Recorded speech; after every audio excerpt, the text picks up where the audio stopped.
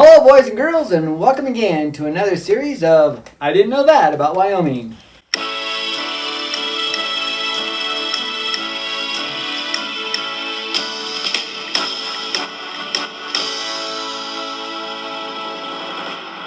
I'm Mr. Dennis.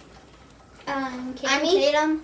And we wish you a yippee-ki-yay! Yes, as we bring you another segment of the American Cowboy.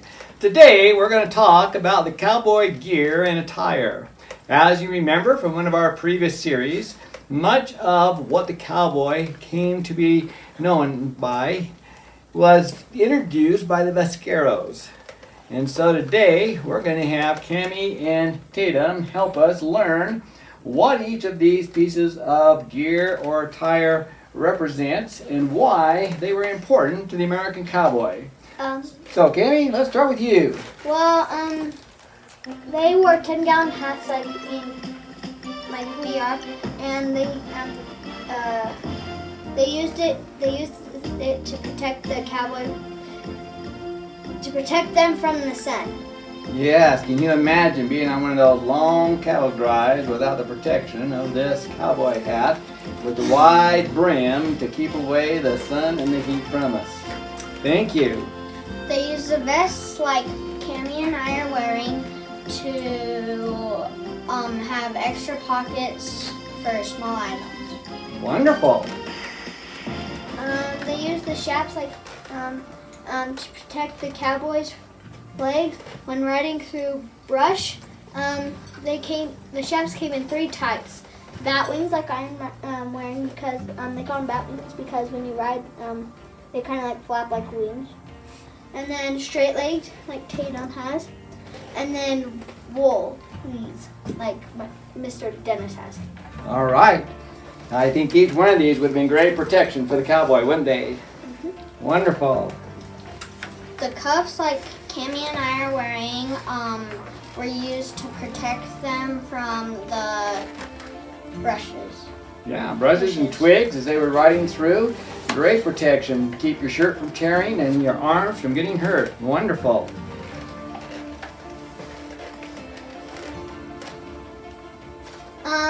The spurs were for, they used, spurs were worn by the cowboys to help them guide their horses by touching them with the spurs on certain places on their horse.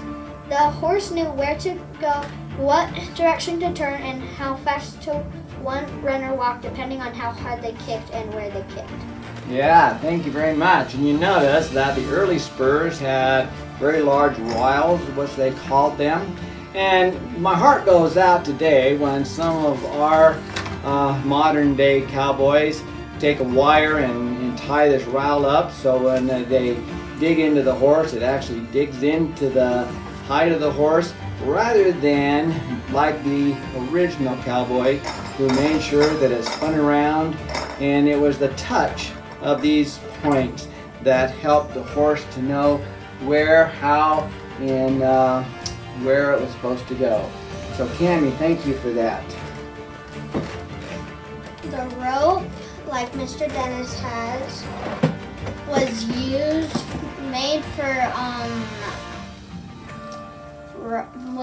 from rawhide, and it was used for roping stray animals, especially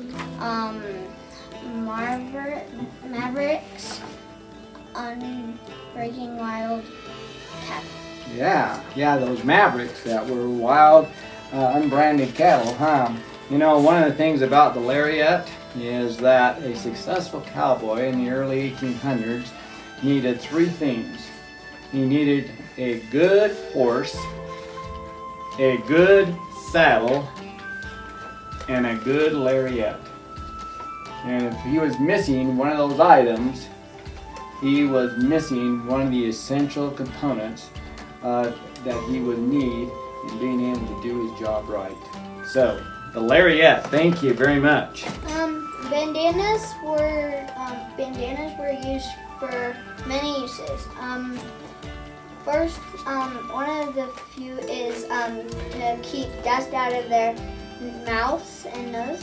And another one is used as a hot pad that they would wrap around their hand and grab hands off the fire.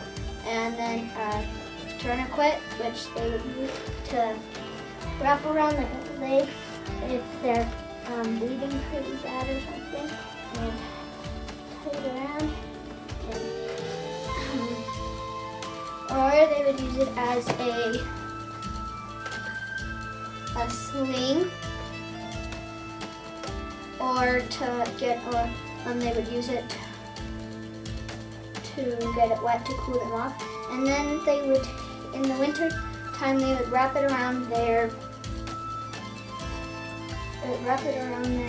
hat to cover it, so the hat would cover their ears. Kind of like earmuffs, huh? Yeah, kind of like earmuffs. All right. Thank you. The bib shirt, like Mr. Dennis is wearing, was the old style of Western shirts. Thank you. Boots. The boots' pointed toes made it easier to get in and out of the stirrup. Also, the high heel used to keep the boot from boot in the stirrup. Okay, what about the height of the boot? They use it to protect themselves from the brush that they're riding into. Yeah, notice.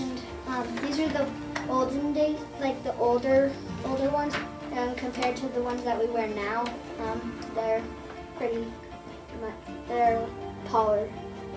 So Yeah, so get a great protection in protecting their legs when you're riding, and particularly in riding against the saddle.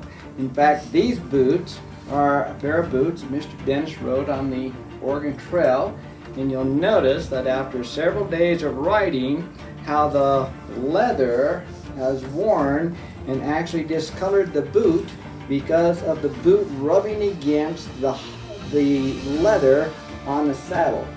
So imagine if you didn't have these high boots and you were riding horses all day long, what that would do to your leg. So the boots became a very important part, yes. the next thing is the 6-shooters. This pistol that I have in my hand right now is a Colt 45. And kind of known as the gun of the West, wasn't it? West, yeah. One of the West. I noticed that yours is short. Yeah, barrel. Mine is a short barrel Colt 45, and Mr. Dennis has a long barrel Colt 45 Yeah. in his hand. Also, And how about Cammy? Cammy has this gun is a women's gun, or women used it the most. And it's also a Colt, It's isn't also it? a Colt 38. Yeah, it's a smaller caliber, It's a smaller right? caliber. Okay. And then we have this Remington long barrel 45, and it is Now, kind of like the Colt 45 long barrel, except for it's a Remington. and that shoots This shoots Cap and ball ball, where balls where these that shot actual shells. shells. Yeah. So the earliest guns were the cap and balls, and then later Colt came out with the repeating single shot Colt 45, both long barrel and short barrel. Cammy also has another gun.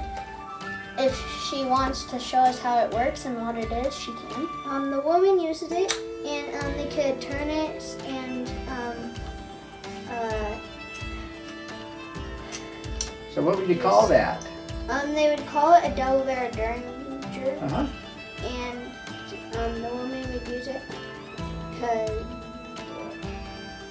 the woman would just use it more than one hand. Yeah, they could carry it in their pockets in vests. They could carry it in small handbags.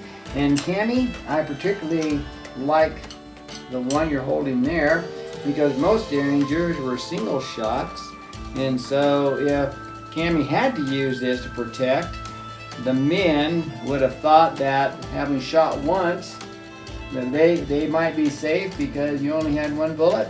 But in this one, because it's double barrel, what could you do? You could shoot 2 bullets. Yeah, quickly turn that barrel over, and you were ready to shoot again, which would have been a surprise to the men who were attacking you, huh? All right, thank you. So, with that, boys and girls, that kind of ends our discussion today about the cowboy gear and attire. One last thing I'll share with you is that oftentimes the cowboy needed a longer gun to reach farther distance, and the Winchester became the rifle of the West. This is an actual Winchester 30-06, and it was a type of rifle that they would have carried in their scabbard or on their saddles, and had in case they needed to fire at a target farther away than what these old-fashioned pistols would have reached. Well, Cammy and Tatum, thank you for sharing with us today, and we hope that this has been educational to you, as I didn't know that about Wyoming.